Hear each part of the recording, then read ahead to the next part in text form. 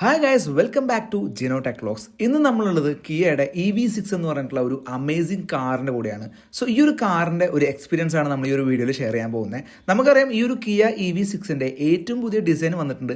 എന്നാൽ ഇപ്പോൾ നമ്മുടെ കൂടെ ഉള്ളത് ഇതിൻ്റെ ഓൾഡർ വേർഷനാണ്.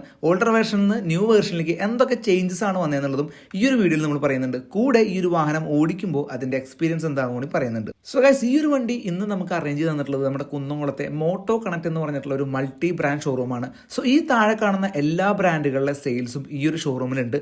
കൂടുതൽ ഡീറ്റെയിൽസ് അറിയാനായിട്ട് ഈ ഒരു താഴെ കാണുന്ന നമ്പറിലേക്ക് കോൺടാക്ട് ചെയ്താൽ മതി. ഈ ഒരു വാഹനത്തിന്റെ GT ലൈൻ AWD എന്ന് പറഞ്ഞിട്ടുള്ള ഒരു വേരിയന്റ് ആണ് നമുക്ക് ഇവിടെ അവൈലബിൾ ആയിട്ടുള്ളൂ. പുതിയ EV6 കമ്പയർ ചെയ്യുകയാണെങ്കിലും ഈ ഒരു വേരിയന്റ് മാത്രമേ നമുക്ക് ഇവിടെ അവൈലബിൾ ആയിട്ടുള്ളൂ. ഏറ്റവും പുതിയ കിയ EV6 ആണെങ്കിലും ഇതിന് തൊട്ട് മുന്നേ ഇറങ്ങിയിട്ടുള്ള ഓൾഡർ വേർഷൻ ആണെങ്കിലും എല്ലാത്തിലും നമുക്ക് ഓൾ വീൽ ഡ്രൈവ് ആണ് വരുന്നത്. പുതിയ EV6 വന്ന സമയത്ത് നമുക്ക് ബാറ്ററി കപ്പാസിറ്റിയിൽ ചെറിയൊരു ചേഞ്ച് ഉണ്ട്. 84 kWh ആയിട്ടുണ്ട്. ഇതിന് തൊട്ട് മുന്നേ നമുക്ക്, അതായത് ഈ ഒരു മോഡലിൽ നമുക്ക് വരുന്നത് 77.4 kWh ബാറ്ററി.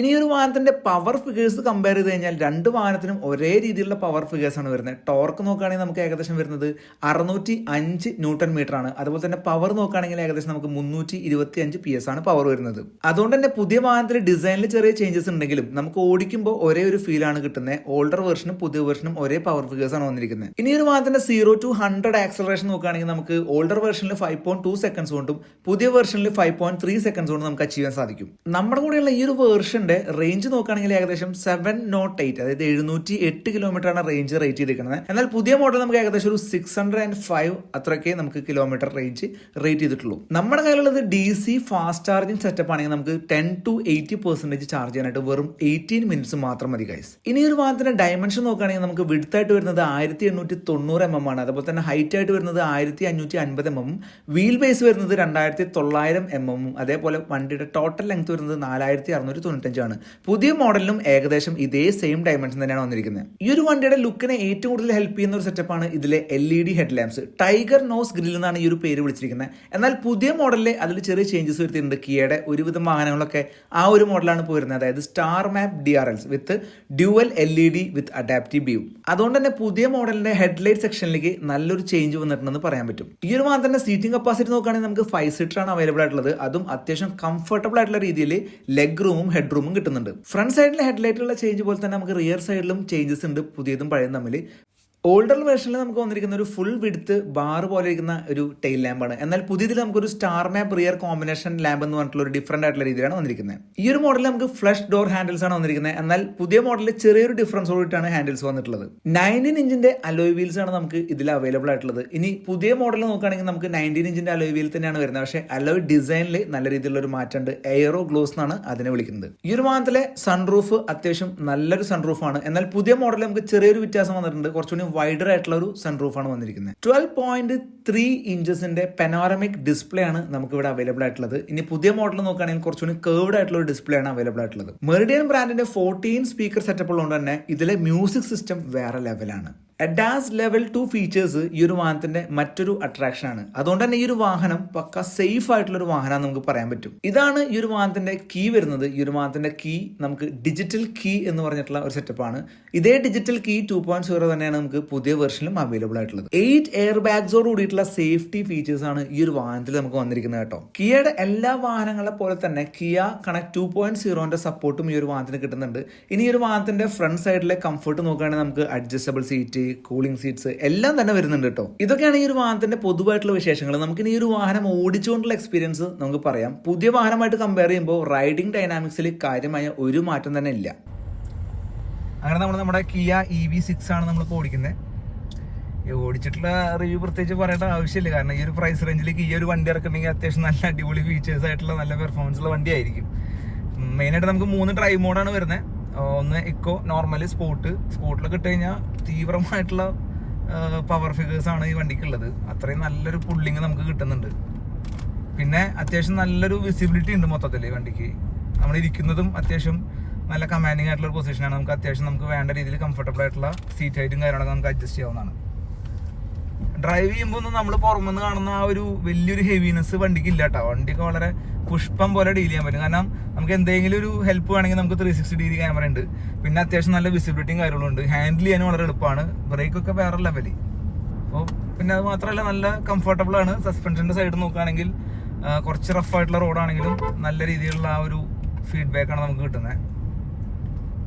പിന്നെ വണ്ടിക്ക് നല്ല റോഡ് പ്രസൻസ് ആണ്. നമ്മുടെ ഫസ്റ്റ് കണ്ട പോലെ തന്നെ വണ്ടിയുടെ ആ ഒരു ഫ്രണ്ട് എന്നുള്ള ലുക്കൊക്കെ നോക്കുകയാണെങ്കിൽ ഭയങ്കര ഹെവിയാണ്, ഭയങ്കര വിഡ്ത്താണ് വണ്ടിക്ക്. അതുകൊണ്ട് തന്നെ വണ്ടിക്ക് നല്ല റോഡ് പ്രസൻസ് ആണ്. നമ്മൾ എവിടെ കൊണ്ടുപോയാലും വണ്ടി അത്യാവശ്യം ആൾക്കാർ നോക്കുന്നുണ്ട്. ഇതിൻ്റെ ബ്ലാക്ക് കളറും നല്ല അടിപൊളി കളറാണ്. നമ്മുടെ ഇപ്പോൾ ഉള്ളതിൻ്റെ വൈറ്റ് ആണ്. എനിക്ക് തോന്നുന്നു കിയയുടെ ഫസ്റ്റ് EV വെഹിക്കിളാണ് നമ്മുടെ ഇന്ത്യയിൽ വന്നിട്ടുള്ള EV6 എന്ന് പറയുന്നത്. പിന്നീട് അതിന് ശേഷം ഒരുപാട് ബ്രാൻഡുകളിലെ പല വണ്ടികൾ നമുക്ക് വരുന്നുണ്ടെങ്കിലും ഈ ഒരു വണ്ടി ഇറങ്ങിയ സമയത്ത് നല്ല എപ്പോഴും ഭീകര ലുക്കാണ്, ഒന്നും പറയാല്ല ഡിസൈൻ വൈസ്. ഇതിനെ കോപ്പി ചെയ്തുകൊണ്ട് പല ബ്രാൻഡുകളും പല മോഡൽസും ഇപ്പോൾ ഇറക്കാനുള്ളൊരു പരിപാടികളാണ് നമ്മൾ കണ്ടുകൊണ്ടിരിക്കുന്നത്. പക്ഷേ ഇതെന്ന് പറയുമ്പോൾ ഇതാണ് ആ ഒരു യൂണിക് ഡിസൈനിൻ്റെ ഒരു സംഭവം എന്ന് പറഞ്ഞു കഴിഞ്ഞാൽ. റിയർ സൈഡിലുള്ള ആ ഒരു കർവൊക്കെ നമുക്ക് എയറോഡൈനാമിക്സിൽ നന്നായിട്ട് ഹെൽപ്പ് ചെയ്യുന്നുണ്ട്. അത് ഈ ഒരു വണ്ടിയുടെ പെർഫോമൻസ് നോക്കുകയാണെങ്കിലും അടിപൊളിയാണ്. ഇപ്പോൾ നമ്മൾ പോയിക്കൊണ്ടിരിക്കുന്ന അത്യാവശ്യം നല്ല റഫായിട്ടുള്ള റോഡ് കൂടിയാണ്. പക്ഷെ ഒരു പ്രശ്നമില്ല, ഉള്ളിലേക്ക് വലിയ ഇതില്ല. ഏതൊരു ഹെവി ആയിട്ടുള്ള കുഴി ആടുമ്പോഴും ഭയങ്കര ഒരു സോഫ്റ്റ് ആയിട്ടുള്ള ഒരു ഫീഡ്ബാക്കാണ് നമുക്ക് കിട്ടുന്നത്. അങ്ങനെ നമ്മൾ നമ്മുടെ മോഡൊന്ന് മാറ്റി നോക്കാമെന്ന് വെച്ചിട്ടാണ്. ഇത്രയും നേരം നമ്മൾ ചെറിയ റോഡ് കൂടെയല്ല പോയത്. ഇപ്പോൾ നമ്മൾ സ്പോർട്ട് മോഡ് ഇട്ടിട്ടുണ്ട്. റോഡ് കുറച്ച് റഷാണ്, അധികം പെർഫോമൻസ് കാണിക്കാൻ പറ്റില്ല. കാല് കൊടുക്കണതിന് തൊട്ട് മുന്നേ തന്നെ പവർ ഡെലിവറി ഉള്ള പോലെയാണ് കേട്ടോ. ജസ്റ്റ് നമ്മൾ അതിന് കൊണ്ട് കാല് വെക്കുമ്പോൾ തന്നെ സെൻസ് ചെയ്യുന്നുണ്ടെന്ന് തോന്നുന്നു. അത്രയും നല്ല പവർ ഡെലിവറിയാണ്, ഒന്നും പറയാനില്ല. സീൻ നമുക്കറിയാലോ, അത്യാവശ്യം നല്ല പവർഫുൾ ആയിട്ടുള്ള മോട്ടറാണ് ഇരിക്കുന്നത്. അപ്പോൾ അതിൻ്റെതായിട്ടുള്ളൊരു പെർഫോമൻസ് ഉണ്ടായിരിക്കും.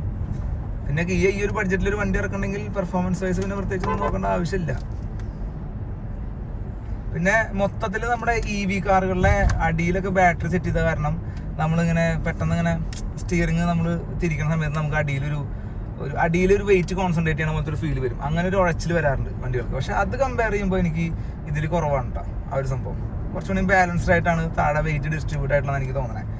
ഞാൻ മുന്നേ നമ്മുടെ MGയുടെ ഒരു വാഹനം ZS EV ഓടിച്ച സമയത്ത് നല്ല സ്പോർട്ട് മോഡൊക്കെ ഇട്ട് ഓടിക്കുന്ന സമയത്ത് നമ്മൾ പെട്ടെന്ന് സ്റ്റിയറിംഗ് തിരിച്ചു കഴിഞ്ഞാൽ ആ ഒരു താഴെ ഒരു വെയിറ്റ് കോൺസെൻട്രേറ്റ് ചെയ്ത പോലത്തെ ഒരു ഫീൽ എനിക്ക് തോന്നി. അത് ഇതിൽ അങ്ങനെ ഫീൽ ചെയ്യുന്നില്ല. കുറച്ചുകൂടി ബാലൻസ്ഡ് ആയിട്ടാണ് ചെയ്തിരിക്കുന്നത്.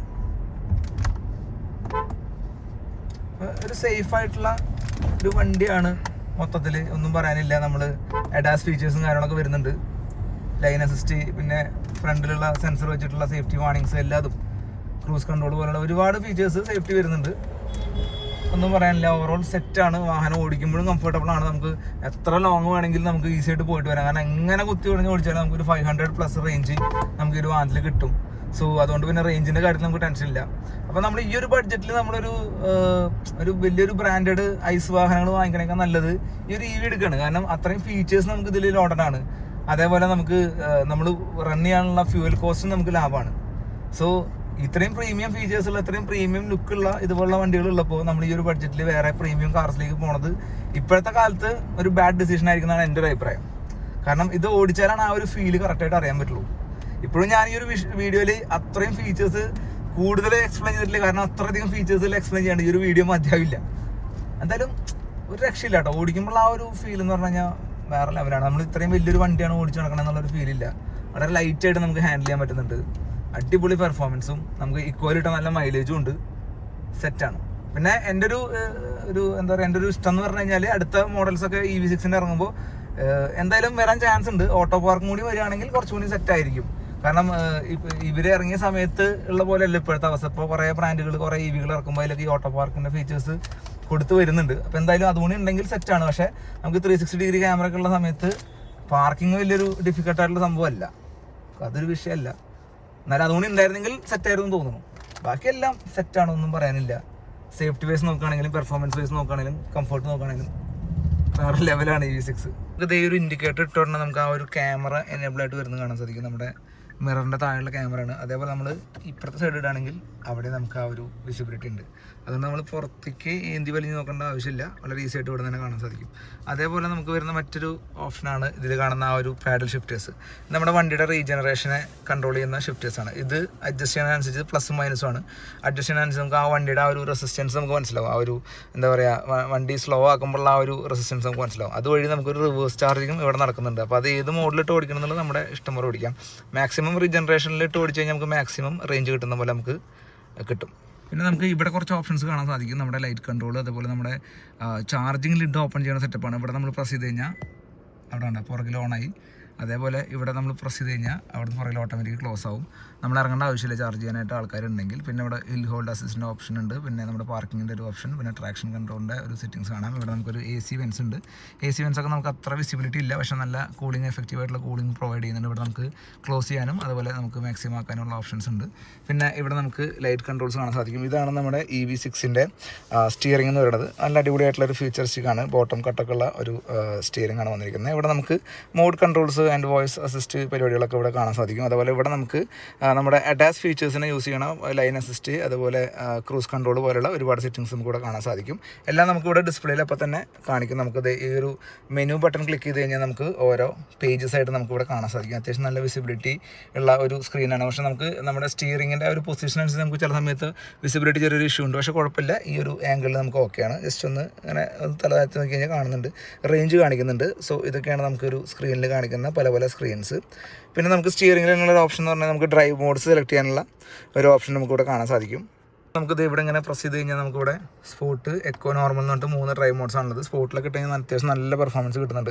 പിന്നെ ഞാൻ നേരത്തെ പറഞ്ഞ ആ ഒരു സ്റ്റിയറിംഗ് വിസിബിലിറ്റിയുടെ ആ ഒരു സ്ക്രീൻ വിസിബിലിറ്റി മാറ്റാനായിട്ട് നമുക്ക് സ്റ്റിയറിംഗ് അഡ്ജസ്റ്റ് ചെയ്യാനായിട്ട് ഇവിടെ ഒരു ലിവർ ഉണ്ട്. ആ ലിവർ നമുക്ക് അഡ്ജസ്റ്റ് ചെയ്യുന്ന ശേഷം നമുക്ക് സ്റ്റിയറിംഗ് നമുക്ക് ആവശ്യമുള്ള രീതിയിലേക്ക് നമുക്കത് അഡ്ജസ്റ്റ് ചെയ്തെടുക്കാവുന്നതാണ്. ഇപ്പോൾ കുഴപ്പമില്ല കേട്ടോ, ആദ്യം വരുന്ന പൊസിഷനിൽ ചെറിയൊരു ഇതൊന്ന് ഹൈഡ് ആയിരുന്നെങ്കിൽ ഇപ്പോൾ പക്ക പെർഫെക്റ്റ് ആയിട്ട് നമുക്ക് കാണുന്നുണ്ട്. അപ്പോൾ അതുപോലെ നമുക്ക് നമ്മുടെ ഹൈറ്റ് അനുസരിച്ച് നമുക്ക് അഡ്ജസ്റ്റ് ചെയ്യാവുന്നതാണ്. വലിയൊരു കണക്റ്റഡ് ആയിട്ടുള്ളൊരു ഇൻഫോർടൈൻമെന്റ് സിസ്റ്റമാണ് വരുന്നത്. പക്ഷേ കണക്റ്റഡ് എന്ന് പറയാൻ പറ്റില്ല, ഇടയിലൊരു ബ്രേക്ക് ഉണ്ട്, പക്ഷേ അത് കാണുന്നില്ല. മൊത്തം ഒരു പിയാനോ ബ്ലാക്ക് ഫിനിഷ് പോലെയാണ് കാണുന്നത്. അതുകൊണ്ട് നമുക്ക് ആ ഒരു ഡിസ്പ്ലേ മൊത്തമായിട്ടുള്ള പോലെ തോന്നുന്നത്. നമുക്കിതിൽ ഫീച്ചേഴ്സ് EV എന്ന് പറഞ്ഞൊരു ഓപ്ഷൻ വരുന്നുണ്ട്. EV നമ്മുടെ കാറിന് വേണ്ടിയിട്ടുള്ള maps, navigation, phone projection, voice memo പോലെയുള്ള ഒരുപാട് ഓപ്ഷൻസ് ഉണ്ട്. ഞാൻ എല്ലാ ഓപ്ഷൻസും ഡീറ്റെയിൽ ആയിട്ട് പറയുന്നില്ല. എന്തായാലും അത്യാവശ്യം എല്ലാ ഫീച്ചേഴ്സും അടങ്ങിയിട്ടുള്ള ഒരു ഇൻഫോർടൈൻമെന്റ് സിസ്റ്റമാണ്. പ്ലസ് നമ്മുടെ കാറിൻ്റെ കുറേ കൺട്രോൾസ് നമുക്ക് ഇതിലുണ്ട്. ഇനി നമുക്ക് ഇവിടെ താഴെ നമുക്ക് 2 AC വെൻസ് കാണാം, അസൈഡ് സ്വിച്ച് കാണാൻ സാധിക്കും. അതുപോലെ നമുക്ക് ഇവിടെ ഒരു നമ്മുടെ AC കൺട്രോൾസ് ലെഫ്റ്റും റൈറ്റും നമുക്ക് ഡിഫറൻ്റ് ആയിട്ട് കൺട്രോൾ ചെയ്യാൻ പറ്റും. എല്ലാ ഓപ്ഷൻസും നമുക്ക് ഇവിടെ കാണാൻ സാധിക്കും. മാത്രമല്ല അത് ടച്ച് കൂടിയാണ്. നമുക്ക് ഫാനൊക്കെ കൺട്രോൾ ചെയ്യണത് ഇതേപോലെ നമുക്ക് ഈസി ആയിട്ട് നമുക്ക് കൺട്രോൾ ചെയ്തെടുക്കാവുന്നതാണ്. പിന്നെ നമുക്ക് ഇവിടെ നോക്കുകയാണെങ്കിൽ നമുക്ക് ഇവിടെ നമ്മുടെ സീറ്റ് വെന്റിലേഷൻ്റെ കുറച്ച് ഓപ്ഷൻസ് ഇവിടെ കാണുന്നുണ്ട്. ഇതാണ് നമ്മുടെ പവർ ബട്ടൺ മെയിനായിട്ട് വരുന്നത്. പിന്നെ നമുക്കിവിടെ നമ്മുടെ ഗിയർ നോബ് കാണാൻ സാധിക്കും. R&D ഇവിടെ എഴുതിയിട്ടുണ്ട്, നമുക്ക് ഇവിടെ ഓപ്ഷനിൽ കാണാൻ സാധിക്കും. പിന്നെ ഇവിടെ നമുക്കൊരു പാർക്ക് അസിസ്റ്റ് ഉണ്ട്. പിന്നെ ക്യാമറ 360 ഡിഗ്രി ക്യാമറയാണ് വരുന്നത്. കണ്ട നമുക്ക് ഇഷ്ടമുള്ള പോലെ ഏതൊരു ഇടുങ്ങിയ വഴിയിലൂടെ ഈസിയായിട്ട് കടന്നു പോകാൻ പറ്റുന്ന രീതിയിലുള്ളൊരു ഓപ്ഷനാണ് കൊടുത്തിരിക്കുന്നത്. ഇവിടെ നമുക്ക് ഓട്ടോ ഹോൾഡ് നമുക്ക് ഇവിടെ കാണാൻ സാധിക്കും. പിന്നെ ഇവിടെ നമുക്കൊരു ചെറിയ സ്പേസ് ഉണ്ട്. ഇവിടെ നമുക്കൊരു വയർലെസ് ചാർജിങ് സെറ്റപ്പ് ഉണ്ട്. ഇവിടെ നമുക്കൊരു എന്താ പറയുക, ഒരു സപ്പോർട്ടുണ്ട്. പിന്നെ നമുക്കിവിടെ ചെറിയൊരു സ്പേസും ഉണ്ട്. ഇതൊക്കെയാണ് വരുന്നത് മെയിനായിട്ട്. നമുക്ക് സീറ്റ് വെന്റിലേഷൻ ഉണ്ട് ഈ ഒരു വാഹനത്തിൽ. അതുപോലെ തന്നെ ഈ സൈഡിലും ഡോർ പാനൽസ് നമുക്ക് പവർ വിൻഡോ കൺട്രോൾസും കാര്യങ്ങളൊക്കെ വരുന്നുണ്ട്. പിന്നെ മെറിഡിയൻ സറൗണ്ട് എന്ന് പറഞ്ഞിട്ടുള്ള ആ ഒരു സിസ്റ്റമാണ് സൗണ്ട് സിസ്റ്റത്തിന് വരുന്നത്. നമുക്കിവിടെ അതിൻ്റെ ലോഗോ കാണാൻ സാധിക്കും. അത്യാവശ്യം നല്ല ക്വാളിറ്റിയുള്ള സൗണ്ട് സിസ്റ്റമാണ്, ഒന്നും പറയാനില്ല. അതിൽ അടിപൊളി തന്നെയാണ് സൗണ്ട് സിസ്റ്റം വരുന്നത്.